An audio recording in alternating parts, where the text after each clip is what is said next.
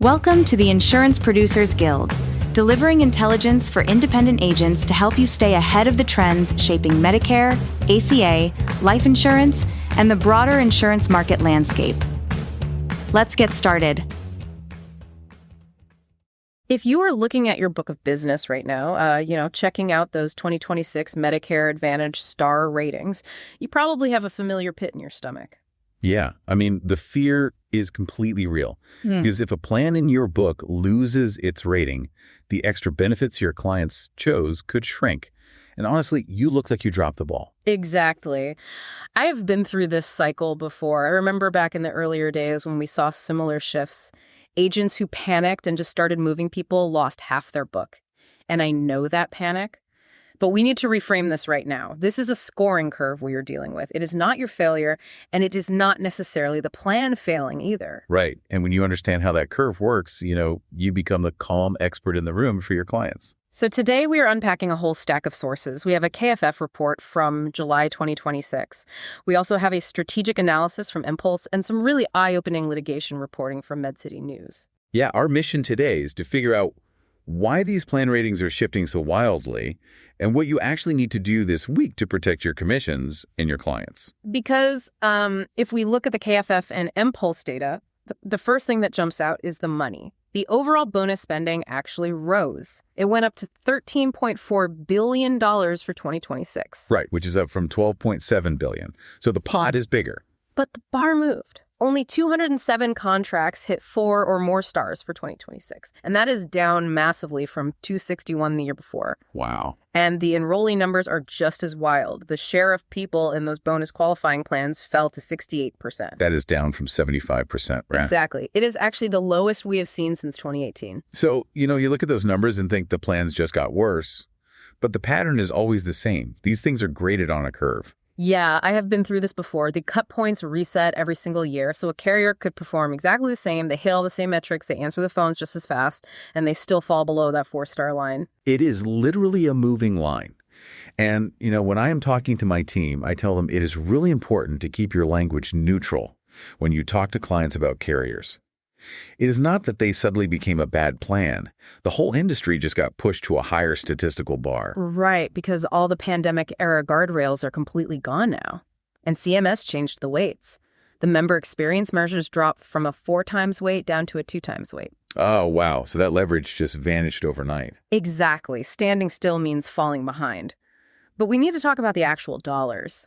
Because that bigger pot, that $13.4 billion, is going to fewer winners. Yeah, we have to follow the money here. Because those bonus dollars are exactly what fund the dental, the vision, the Part B givebacks, and those low premiums your clients actively shop for. And when a plan drops below 4 stars, the funding for those extras can just move. It moves, and your clients notice. Because when they go to the pharmacy or they try to get a dental cleaning, suddenly it costs more.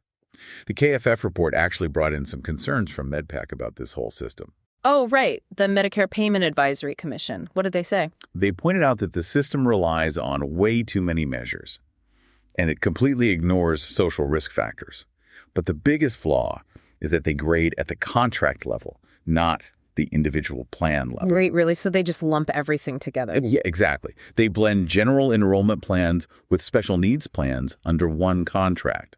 So it masks the true quality of the specific plan your client is actually on. That is like averaging the fuel efficiency of a sports car and a city bus, and then using that average to sell a car. It really is. Which is why I am so focused on what we do about it in the field today.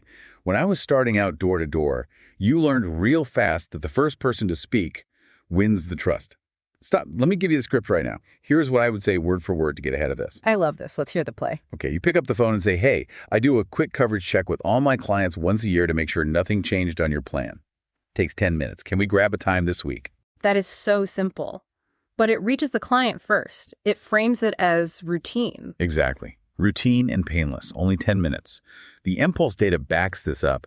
They found that members who received proactive outreach before the survey window disenrolled at a rate 2.7 times lower than those who didn't. A 2.7 times lower disenrollment rate? That is huge. Yeah, because if you wait for them to get a confusing letter in the mail or see a commercial, you are already operating defensively. You want to execute this coverage review play immediately. And, if you are looking for ways to scale that outreach, PSM Brokerage has some incredible resources for independent agents. Their marketing hub has co-branded annual review outreach materials ready to go. Yeah, and you can always run your client messaging past the PSM compliance and legal department before you mail anything out.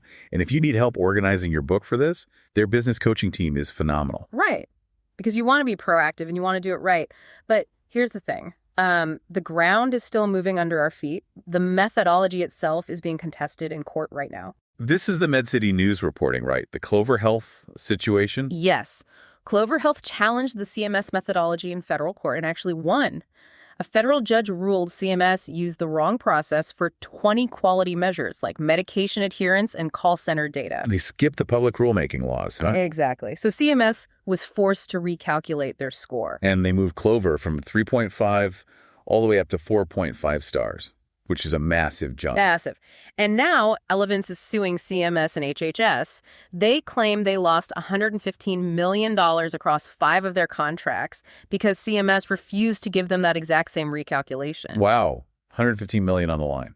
And that is real money that funds real benefits. So Elevance wants to be bumped from the 3 to 4 star range up to the 3.5 to 4.5 star range. Exactly. They are asking the court to force the math to change, which means ratings can absolutely change after the first publication. So the play I would run right now is patience.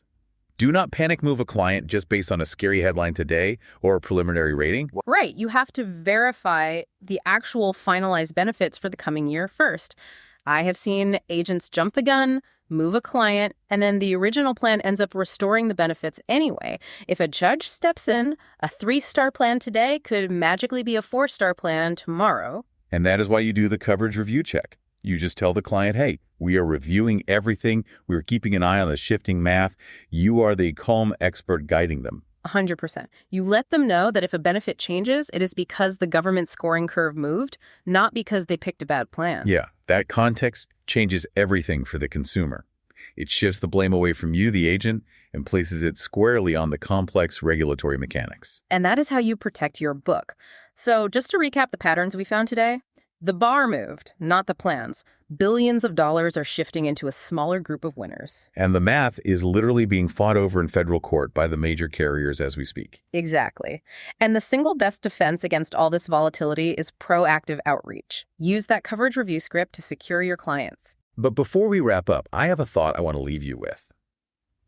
Based on this Clover and Elevance litigation, Let's hear it.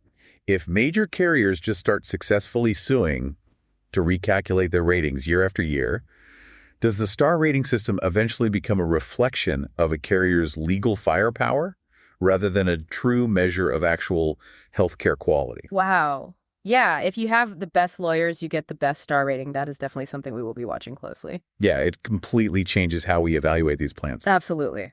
That's this episode of the Insurance Producers Guild. Stay tuned for the next episode. If you're not already with PSM Brokerage, this is the kind of actionable intelligence our agents get. Talk to us about contracting.